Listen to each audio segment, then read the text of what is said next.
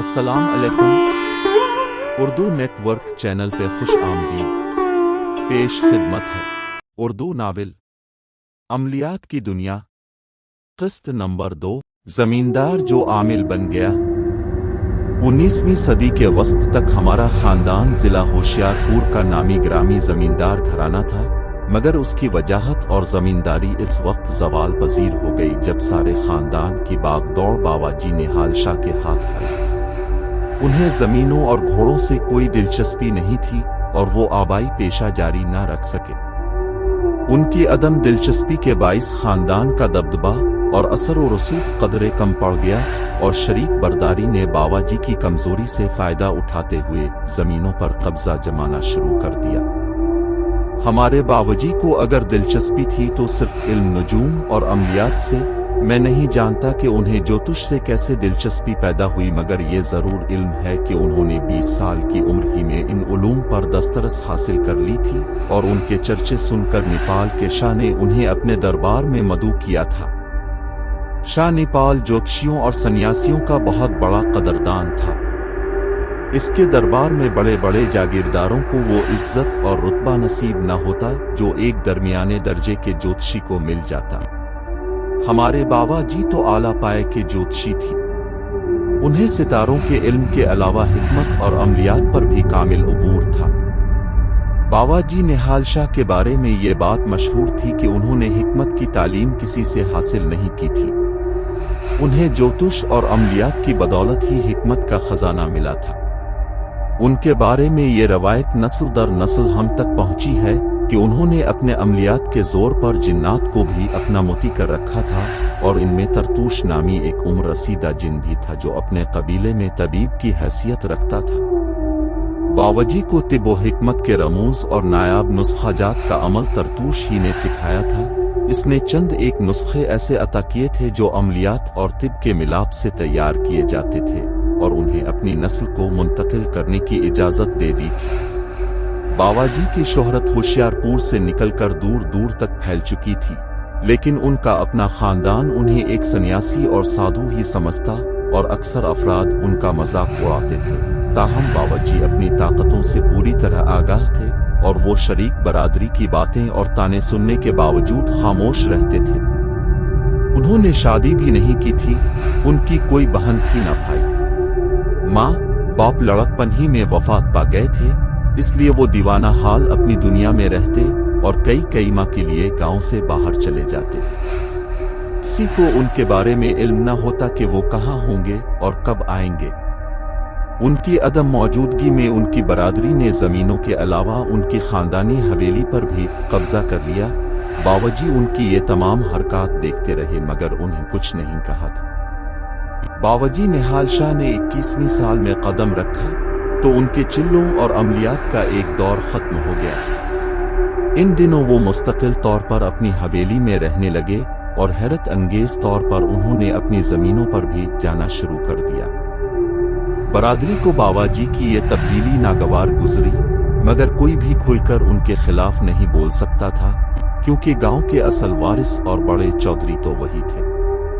ये अलग बात है कि इल्म ज्योतिष के इश्क ने उन्हें घर बार से बेगाना कर दिया था, मगर अब वो दोबारा अपनी चौधराहट और खानदानी विरासत को संभालने के शायक हो गए थे। लिहाजा वो तमाम लोग जो हाथ आए मुफ्त की जमीनों पर फिर रहे थे, अब अंदर ही अंदर उनके खिलाफ साजिशें करने लगे थे। बावाजी को अपने उलूम के जरिए इन तमाम साजिशों का इल्म था, लेकिन वो अज खुद किसी को कुछ नहीं कहना चाहते थे। हमारे इस आबाई गांव का नाम निमोलिया था। ये तहसील गढ़शंकर का गांव था।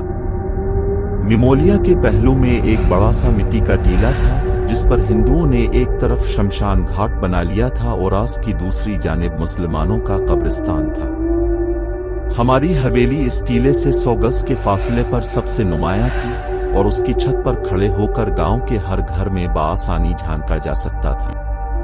मिट्टी का ये टीला बाबा लाल शहबाज के नाम से मशहूर था, जो एक साहिब करामात बुजुर्ग थे। उन्होंने एक बार जलती हुई पाथी ओपला अपने तकिए में दबा दी और खुद कहीं चले गए थे। बाद में किसी ने वो जगह खोदी तो वो जलती हुई पाथी बरामद हो गई। ये बात सारे गांव में फैल गई और इसे बाबा लाल शहबाज की करामत समझकर उनका टीला बना दिया गया। क़याम पाकिस्तान तक इस पर हर हाड़ की पहली जुमेरात को मेला लगता था। मेले में हिंदू, सिख और मुसलमान अकीदतमंद आते और चढ़ावे चढ़ाते थे। इस बार भी हाड़ की पहली जुमेरात आते ही निमोलिया में लोगों की चहल पहल शुरू हो गई। बाबा जी निहाल शाह इन दिनों अपनी हवेली में वापस आ चुके थे और उन्होंने मेला सजाने में पहली बार दिलचस्पी ली थी। पुरानी रवायत के मुताबिक गांव का चौहेरी मेले की शुरुआत करता था, लेकिन इस बार बाबा जी गांव में मौजूद थे, लिहाजा खुद उन्होंने खुसूसी ऐलान कर दिया कि मज़ार पर आने वाले ज़ायरीन उनके मेहमान होंगे और वही ज़ायरीन के खाने का इंतज़ाम करेंगे। ये बात हैरत अंगेज भी थी और शरीक बरादरी के लिए दुख का बाइस भी। सभी तरह तरह की चामैगोइयां करने लगे। किसी ने कहा, मुझे तो साधु के तेवर अच्छे नहीं लगते, इसके होश वापस आ रहे हैं, तभी तो 2-3 महीने से हवेली में डेरा डाले बैठा है और जमीनों पर भी जा रहा है। और ये भी सुना है कि गांव के सारे कमी उसके पास पलट गए हैं। इसके बाप के नौकर अब दिन रात उसका पहरा देते हैं। कोई और बोला, अब क्या होगा? हर जबान पर एक ही सवाल था। एक जोशीला बुलंद कामत और निहायत कड़ियल जवान मंसूर खान बरादरी के सवरमाओं और बुजुर्गों के सामने खड़ा होकर सीना फुलाने लगा, साधु का सारा संन्यास में निकालूंगा। तुम लोग फिक्र मत करो, अब ये काम मेरा है। मैं इसे गांव से उठाकर बाहर फेंक दूंगा और उसकी हड्डियां तोड़कर रख दूंगा। वो दोबारा उधर आने की जुर्रत नहीं करेगा। जुमेरात से एक दिन पहले ही दूसरे देहात के ज़ायरीन निमोलिया आने लगे। बाबा जी ने अपनी हवेली के दरवाजे खोल दिए थे। ज़ायरीन आते गए और हवेली में शब बसरी के अलावा उन्हें लजीज खाना मिल रहा था। सभी लोग बाबा जी की फयाजी के मोतरिफ हुए और उन्हें दुआएं देने लगे। बाबा जी इन बातों से बेनियाज अपने कमरे में सारी रात रियाजत करते रहे। ये सहरी का वक्त था। चांद ने उफुक और जमीन पर अपना नूर फैला रखा था। बाबा जी निहाल शाह हवेली से बाहर निकले और अपनी जमीनों की तरफ रवाना हो गए। ये उनका मामूल था कि वो जिस रात चिल्ला काटते तो सहरी होते ही खेतों में निकल जाते, अपने चंद खास अमलियात करते और फिर सूरज की पहली किरण के नमूदार होते ही हवेली में लौट आते। इस रोज भी वो हसब मामूल खेतों में गए और एक साफ सुथरे खेत में बैठ गए। उन्होंने अपने गिर्द एक हल्का खींचा और सर घुटनों में दबाए गर्दो पेश से बेगाना होकर अपने अमल में मसरूफ हो गए। बाबा जी को यूं ही बैठे बैठे खासा वक्त हो गया था जब मंसूर खान हाथ में कुल्हाड़ी उठाए वहां पहुंच गया। उसने एक नजर बाबा जी को देखा जो अपने आप में मस्त थे और फिर इर्द गिर्द का जायजा लेने लगा। दूध या रोशनी में उसे कोई ज़ीरू दिखाई ना दी। माहौल पर अजीब तरह की खामोशी मुसल्लत थी। दूर से कहीं कुत्तों के भौंकने की एक आध आवाज आ रही थी। मंसूर खान दबे पांव इत्मीनान के साथ आगे बढ़ा, मगर जूं ही वो बाबा जी से 3 फुट के फासले पर पहुंचा, किसी गैर मरी ताकत ने इसके पांव जकड़ लिए और इसे एक कदम भी आगे न बढ़ने दिया। मंसूर को अपनी ताकत पर घमंड था। वो हर खौफ से बेनियाज था, मगर इस लम्हे इसका दिल लरस के रह गया। उसने कुल्हाड़ी तान कर बाबूजी पर वार करने की कोशिश की, मगर नाकाम रहा और उसके पसीने छूट गए। वो गैर इरादी तौर पर पीछे हटा, मगर जूं ही उसने दोबारा आगे बढ़ना चाहा तो इस गैर मरी ताकत ने दोबारा इसे जकड़ लिया। मंसूर खान ने इस बार आगे बढ़ने के लिए बहुत जोर लगाया, मगर पहले की तरह फिर नाकाम रहा। उसने कुल्हाड़ी जमीन पर रखकर अपने दोनों हाथों की मदद से अनजानी कुव्वत को आगे धकेलने की कोशिश की, लेकिन वो एक कदम भी आगे ना बढ़ सका। मंसूर खान पसीने में शराबूर था। उसने देखा कि बाबूजी निहाल शाह अपने हाल में मस्त है। उसने बेचारगी से आसमान की तरफ देखा और जमीन से कुल्हाड़ी उठाने के लिए झुका तो वो अपनी जगह से गायब थी। वो दीवानावार उससे तलाश करने लगा। कुल्हाड़ी उसकी निशानी थी और सारा गांव इस निशानी को खूब पहचानता था। मंसूर खान कुल्हाड़ी तलाश कर ही रहा था कि अकब से बाबूजी की आवाज सुनाई दी, मंसूर खान, कुल्हाड़ी ढूंढ रहा है क्या? वो एकदम पलटा और बावाजी के हाथ में अपनी कुल्हाड़ी देखकर हैरान रह गया। बावाजी 2 कदम आगे बढ़े और मंसूर खान की आंखों में अपनी शोला नुमा आंखें डालकर बोले, मैं चाहूं तो तेरी ही कुल्हाड़ी से तेरे टुकड़े कर दूं, मगर मैं खून खराबा पसंद नहीं करता और ना मैं दूसरों को उसकी इजाजत देता हूं। ले पकड़ अपनी कुल्हाड़ी और उसी खामोशी से गांव वापस चला जा जैसे आया था। मैं नहीं चाहता कि सुबह के इस पर नूर उजाले में सारा गांव तेरा तमाशा देखे। मंसूर खान बावाजी की कहर आलूद आंखों की ताब न ला सका। उसने कुल्हाड़ी पकड़ ली और सर गिरा कर मरियल कदमों से पलट गया और एक बार भी इसने मोड़कर नहीं देखा। बावाजी निहाल शाह भी हवेली वापस आ गए और सुबह सवेरे अपने हाथों से ज़ायरीन को खाना खिलाया और फिर सबसे पहले खुद टीले पर जाकर बाबा लाल शहबाज के मज़ार पर दुआ की। इसके बाद आम ज़ायरीन अपने चढ़ावे चढ़ाने के लिए आते रहे और ये सिलसिला से पहर तक जारी रहा। इस रोज बावाजी ने मेले में एक नई रवायत डाली। उन्होंने दूर दराज के देहात से आने वाले नौजवानों को अपने गांव के नौजवानों से कुश्ती लड़ने की दावत दी और देखते ही देखते मुसलमान और सिख नौजवान एक हल चले हुए खेत में निकल आए। गांव की औरतें भी खेल तमाशे देखने वहां इकट्ठी हो गईं। ये कश्तियां हो ही रही थीं कि मंसूर खान भी लंगर लंगोट किसकर मैदान में आ गया और उछल उछल कर बैठके लगाने लगा। घूमते घूमते वो इस जगह या पहुंचा जहां बावाजी निहाल शाह बैठे थे। वो बावाजी के सामने बैठके लगाने लगा। सारा मजमा मंसूर खान की इस हरकत पर हैरान रह गया, क्योंकि इसका ये अंदाज मुबाजरत दरअसल बावाजी को मुकाबले पर ललकार रहा था। सारा गांव और ज़ायरीन ये जानते थे कि बावाजी निहाल शाह जवां साल होने के बावजूद शाज़ोर नहीं। वो दुबले पतले से थे। चिल्लों और रियाजतों की मशक्कत से वो इंतहाई नहीफ दिखाई देते थे। मंसूर खान ने दरअसल ये शातिराना चाल चली थी कि गांव वालों के सामने कुश्ती की आड़ में उनका खात्मा कर देगा और उस पर कोई लड़ने भी नहीं आएगा, क्योंकि लोग ये समझेंगे कि बावाजी दियो पेच की ताब ना लाते हुए दम तोड़ गए थे। बावाजी निहाल शाह मंसूर खान की शातिराना चाल समझ गए थे, लेकिन वो इत्मीनान से अपनी जगह बैठे मुस्कुराते रहे। मंसूर खान बावाजी की इस हरकत पर तिलमिला उठा और बुलंद आवाज में बोला, गांव वालों, तुम में से कोई है जो मेरा मुकाबला कर सके? मजमा पर खामोशी छाई रही तो मंसूर खान दोबारा चलाया, तो फिर गांव वालों, मैं गांव के वारिस चौधरी निहाल शाह को मुकाबले की दावत देता हूं, इससे कहो मेरा मुकाबला करे। मजमा तब भी खामोश रहा। अलबत्ता मंसूर खान के हवारी बोले, चौधरी निहाल शाह, मंसूर खान की ख्वाहिश पूरी कर दो। बावाजी ने मुस्कुराते हुए एक नजर मंसूर के हवारियों पर डाली और फिर अपनी चादर उतार कर अपने मुंशी को थमा दी। सरकार, ये क्या करने जा रहे हैं? मुंशी बावाजी की चादर पकड़ते हुए बोला, आप कहां इसका मुकाबला कर सकते हैं सरकार? इसे दफ करें और कह दें कि किसी और से जोर आजमाई करे। मुंशी जी, उसका मुकाबला तो अब मैं ही करूंगा। उसने मेरी गैरत को ललकारा है, लिहाजा इसे इसकी सजा देना बहुत जरूरी हो गया है। ये कहकर बावाजी मंसूर खान को घूरते हुए मैदान में आ गए। बावाजी ने एक सफेद चोगा जेब तन कर रखा था। वो अमूमन काले रंग की चादर से बुक्कल मारते और सर पर सफेद रंग की पगड़ी बांधते थे। चादर तो उन्होंने मुंशी को पकड़ा दी थी, अलबत्ता पगड़ी बदस्तूर सर पर कायम थी। मंसूर खान ने बावाजी को अपने मुकाबिल आते देखकर ठट्ठा लगाया, साधु जी, ये पगड़ी और सफेद चोगा उतार कर लंगोट किस लो।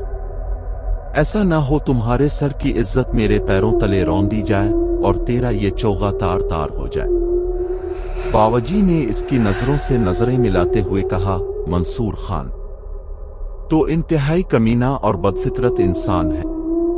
मैं तुझे एक बार माफ कर चुका हूं, लेकिन आज तो पूरे गांव के सामने मुझे बेइज्जत करने और जान से मारने की गरज से ये खेल खेल रहा है, तो जान ले कि आज के बाद तेरी ताकत का ये नशा भी उतर जाएगा और तो अपने बदबख्त पैरों पर ना चल सकेगा और ना ही उन गुस्ताख आंखों से किसी को देख सकेगा।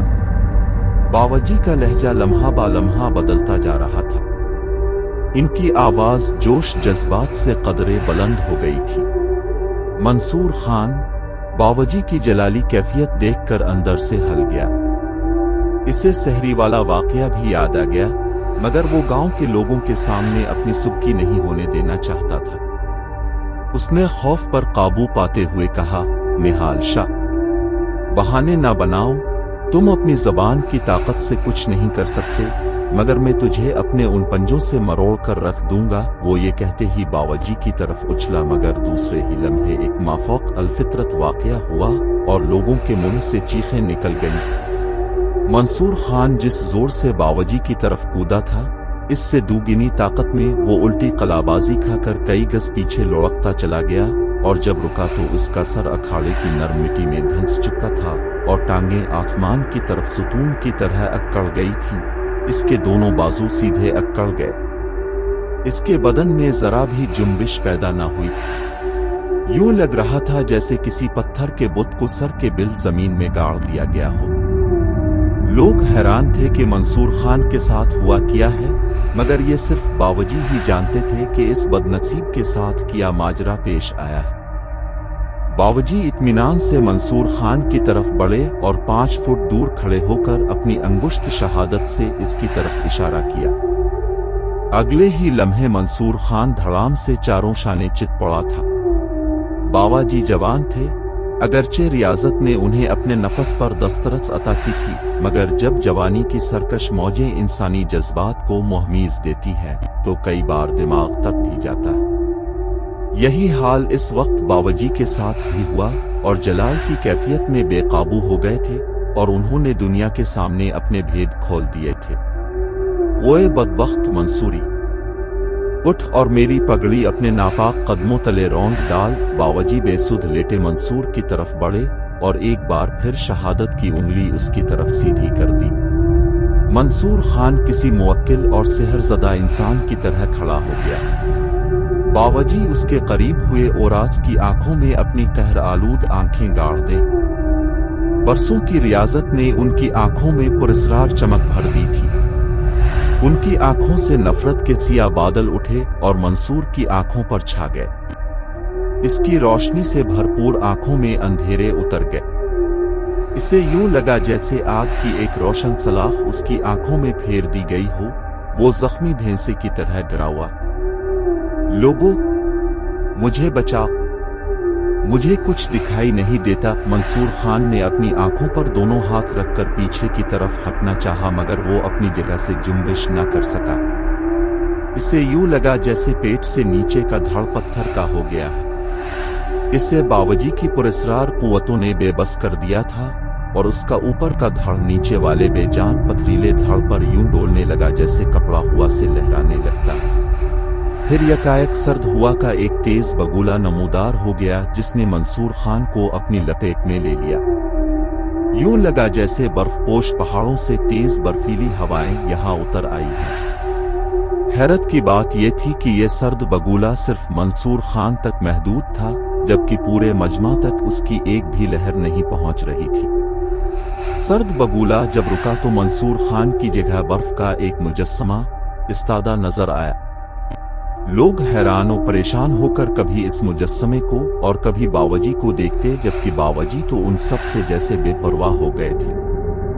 वो भूल ही गए थे कि उनके गिर्द उनके गांव के लोग खड़े हैं और मेले में शिरकत करने वालों का भी एक हुजूम वहां इकट्ठा है। इसी लम्हे मजमा में हरकत पैदा हुई और लोग दबे पांव वहां से खिसकने लगे। ये सब मंसूर खान के हवारी थे। वो जैसे ही मजमा के हिसार से बाहर निकले, उनके कदम एक गरजदार आवाज ने रोक लिए। तुम कहां भागने लगे हो? अपने यार को तो साथ लेते जाओ। बावाजी उन सब के खौफ से लरसते चेहरों को देखते हुए बोले, तुम तो गांव के चौधरी हो, चौधरी डरपोक नहीं होते। आगे बढ़ो और इस साधु और मस्त मलंग से दो दो हाथ करो।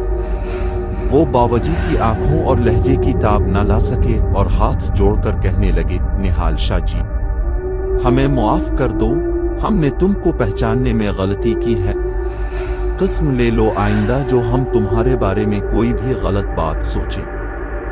इन सब के सर नदामत और खौफ से झुके हुए थे।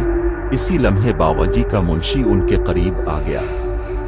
उसने बावाजी की काली चादर उनके कांधों पर डाल दी। बावाजी ने अपने उम्र रसीदा मुंशी को सर्द निगाहों से देखा और दूसरे ही लम्हे उनका जलाल काफूर हो गया। उन्होंने चादर की बुक्कल मारी और खामोशी से अपनी हवेली की जानिब चल दिए। बावाजी निहाल शाह सीधे अपने हुजरा में पहुंचे थे। कमरा लोबान और अंबर की मदहोश कुन खुशबू से ममूर था। एक गोशे में तेल का दिया रोशन था। हवेली के एक कमरे को बावाजी ने अपने लिए हुजरे की सूरत में तरतीब दिया था और अपने शब व रोज इसी कमरे में बिसर करते। हुजरे के बीच में एक चटाई बिछी थी जिस पर सफेद चादर और गाव तकिया पड़ा था। ये बावाजी का बिस्तर था। वो चारपाई की बजाय जमीन पर सोते थे। हुजरे में छोटे छोटे लकड़ी के संदूक भी पड़े थे जिसमें नायाब जड़ी बूटियां थीं।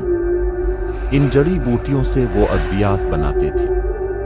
मगरिब की नमाज अदा करने के बाद बावाजी चटाई पर अलती पालती मार कर बैठ गए और तरतूश की हाजिरी लगाने लगे। वो जब से हवेली आए थे उनकी तरतूश जिनसे बाकायदा मुलाकातें जारी थी। थोड़ी ही देर बाद हुजरा भारी भारी सांसों से भर गया। मलगजे उजाले में एक भारी भरकम वजूद बावाजी के सामने पेश हुआ। ये तरतूश जिन था जो इंसानी रूप में बावाजी के पास आता था। उसने सफेद लिबास पहन रखा था। गंदुमी रंग, मोटी मोटी सुरमगी सेहर अंगेज आंखें, कानिधियों तक सफेद जुल्फें और सफेद दाढ़ी और फौलाद में ढला हुआ हरारत आमीज बदन। वो दो जानू होकर बैठ गया और बावाजी इससे नायाब जड़ी बूटियों और मोहलिक तरीन अमराज का दर्स लेने लगे। दोनों खासी देर तक हिकमत की गिरहें खोलते रहे। जब तरतूश के वापस जाने का वक्त हुआ तो उसने बावाजी से इजाजत तलब की और जाते जाते बोला, निहाल शाह, मैं आज आपको एक नसीहत करना चाहता हूं। जी फरमाएं। बावाजी हमातन गोश हो गए। आज अपने जलालत का जो रूप इख्तियार किया है ये आपको जेब नहीं देता।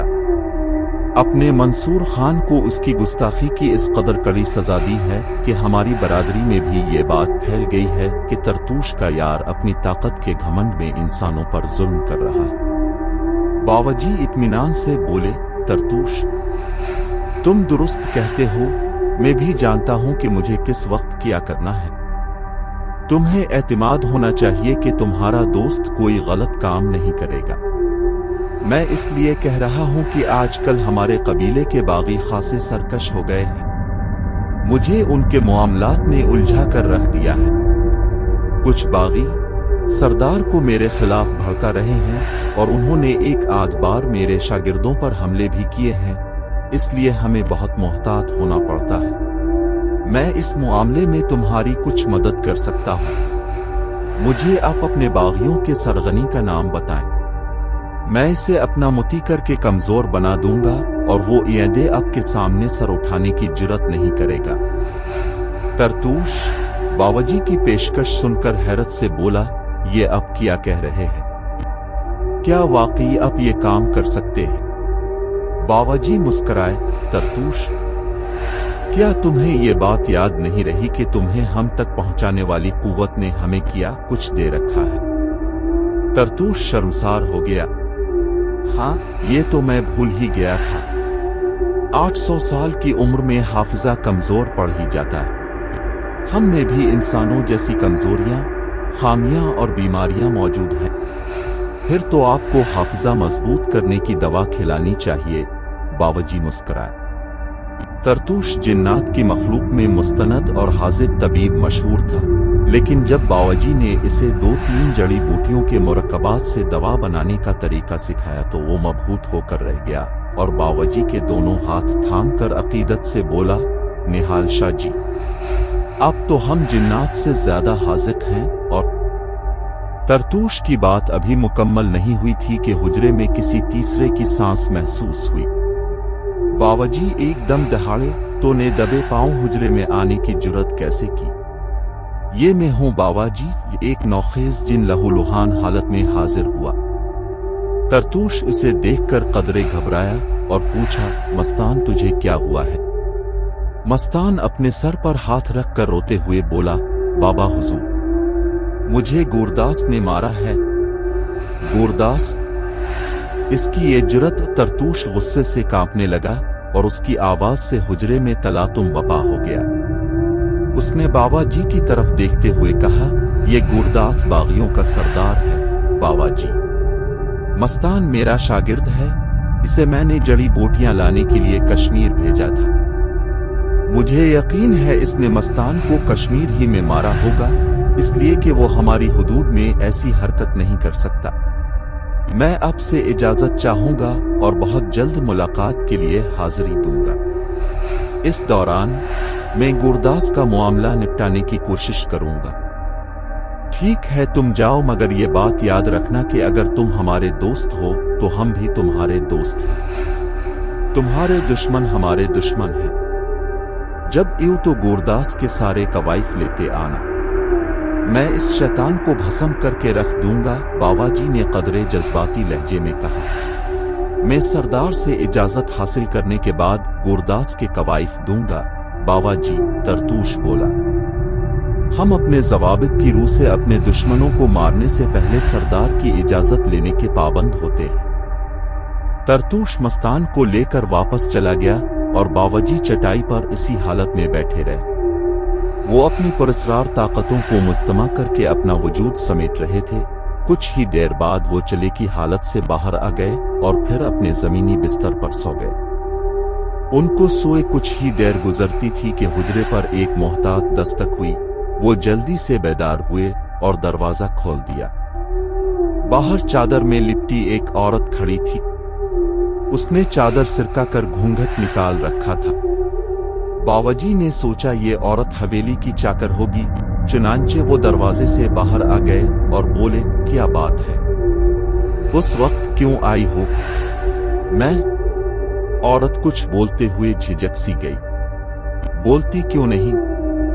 क्या बात है? बावाजी ने जरा तल्खी से कहा। औरत कदरे घबराई और अपना घूंघट सिरका कर अपना चेहरा अया कर दिया।